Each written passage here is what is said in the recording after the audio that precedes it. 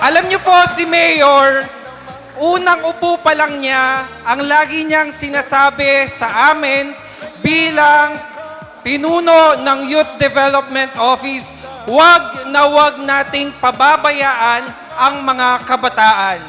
Siguraduhin natin na hindi tumitigil ang mga programa at aktibidad para sila ay hindi malihis ng landas.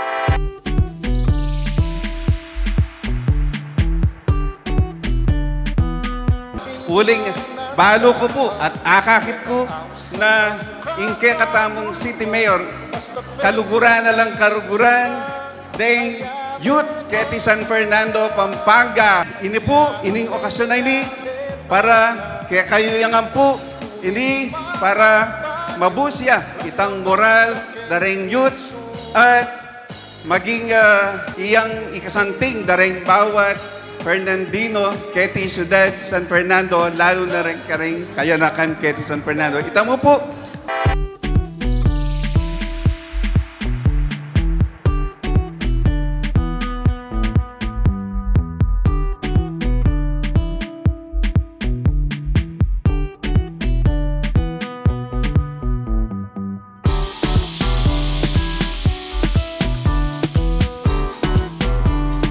Teachers natin, kailangan yung mga inilalaban natin sa kalaraa, kailangan complete gear sila. Kailangan komportable sila. Kaya naman ang inyong service, naka-van with aircon kayo. Kailangan yung mga players natin, hindi dapat nagugutom. Kailangan hindi basta-basta pagkain ang inihahanda nila sa inyo. Kaya all throughout the days na nandoon kayo, naka-cater lahat ang pagkain ninyo.